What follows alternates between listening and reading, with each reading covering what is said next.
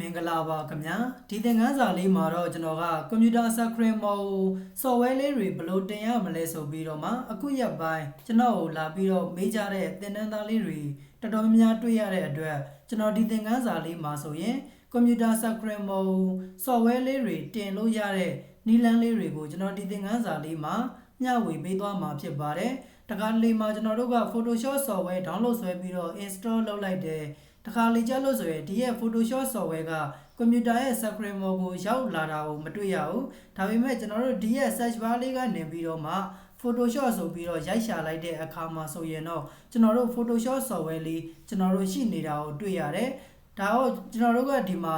ကွန်ပျူတာရဲ့ screen mode မှာ software လေးတွေကတင်ပြီးသားလေးမရှိတဲ့အတွက်ကျွန်တော်တို့ Photoshop software ဖွင့်ချင်တဲ့အခါတိုင်းမှာ search bar ကနေပြီးတော့ Photoshop လို့ရိုက်ရှာပြီးတော့မှကျွန်တော်တို့ဖွင့်နေရတယ်ပေါ့နော်ဒါအောင်မှကျွန်တော်တို့က computer screen လေးပေါ်ကို software လေးရောက်လာအောင်တင်လို့ရတဲ့နည်းလမ်းလေးကိုမျှဝေပေးမှာဖြစ်ပါတယ်ဒီရဲ့သင်ခန်းစာလေးကတော့ computer အခြေခံသမားလေးတွေအတွက်ရည်ရွယ်တယ်မလုပ်တတ်သေးတဲ့သူတွေအတွက်ရည်ရွယ်ပါတယ်เนาะတကယ်လို့ကိုက computer screen ပေါ်ကို software လေးတွေတင်တတ်တယ်ဆိုရင်တော့ဒီသင်ခန်းစာလေးကိုမကြည့်လဲကျွန်တော်တို့ရပါတယ်အခုလက်ရှိကျွန်တော်တို့ဒီမှာ Photoshop software က computer ရဲ့ screen ပေါ်ကိုရှိနေပါတယ်သူ့ကိုကျွန်တော်ဆက်လက်ပေးပြီးတော့ keyboard ကနေပြီးတော့ delete ကိုနှိပ်ပြီးတော့ဖြတ်ချလိုက်တယ်ဒါဆိုရင်ကျွန်တော်တို့ Photoshop software က computer ရဲ့ screen ပေါ်မှာတော့မရှိတော့ဘူး delete နဲ့နှိပ်ပြီးတော့ဖြတ်လိုက်တဲ့အတွက်ကျွန်တော်တို့ computer screen ပေါ်ကနေပြီးတော့လုံးဝပျောက်သွားတယ်ဒါပေမဲ့ကျွန်တော်တို့ကဒီရဲ့ search bar လေးမှာ Photoshop ဆိုပြီးတော့ရိုက်ရှာလိုက်တဲ့အခါမှာဆိုရင်တော့ search bar ကနေရိုက်ရှာတယ်ဆိုရင်တော့ Photoshop software ကတော့ရှိနေပါသေးတယ်။ဘာကြောင့်လဲဆိုရင်တော့ဒီရဲ့ computer ရဲ့ screen ပေါ်မှာတင်ထားတာက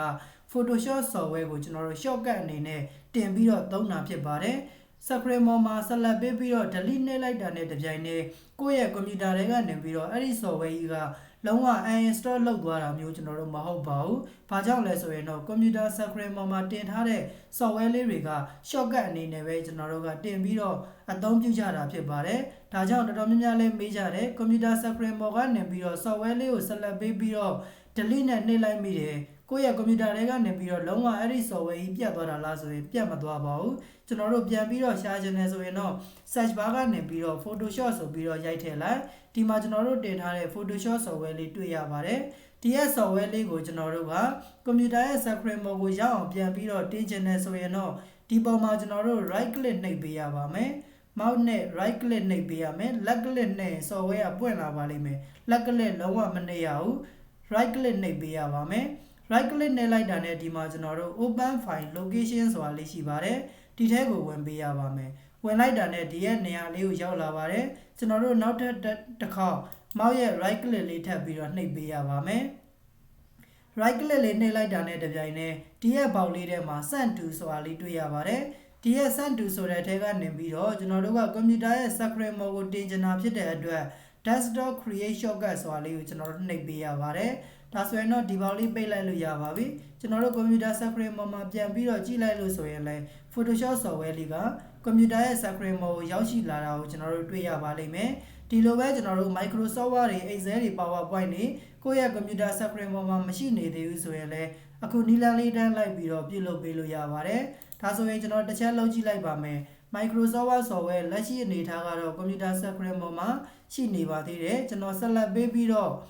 keyboard ကနေ delete ကိုနှိပ်ပြီးတော့ဖျက်ချလိုက်ပါတယ်ဒါဆိုရင်တော့လုံးဝ Microsoft Word software က computer ရဲ့ screen ပေါ်ကိုမရှိနေတော့တာကိုတွေ့ရပါလိမ့်မယ်ပြန်ပြီးတော့တင်ချင်ပါတယ်ဆိုရင် search bar ကနေပြီးတော့မှ WORD လို့ရိုက်ထည့်လိုက်ပါတယ်ဒီမှာ Microsoft Word software တွေ့လာပြီဆိုရင်တော့ left click လုံးဝမနှိပ်ရပါဘူး mouse ရဲ့ right click လေးတစ်ချက်နှိပ်မယ်ပြီးရင်တော့ open file location ဆိုတဲ့ထဲကိုဝင်ပါမယ်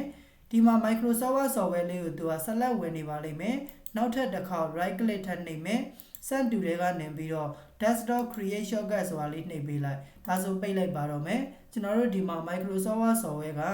computer ရဲ့ screen mode ကိုရောက်ရှိလာတာကိုကျွန်တော်တို့တွေ့ရပါလိမ့်မယ် Excel လည်းအတူတူပါပဲဆက်လက်ပေးပြီးတော့ delete နဲ့နှိပ်ဖြတ်လိုက်ပါမယ်ပြန်ပြီးတော့တင်ချင်ပါတယ်ဆိုရင်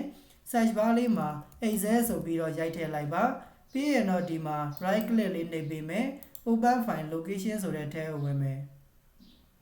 နောက်တစ်ခါ right click ထပ်နှိပ်ပါမယ် send to တွေကနေပြီးတော့ desktop create shortcut ဆိုတာလေးကိုနှိပ်ပေးလိုက်မယ်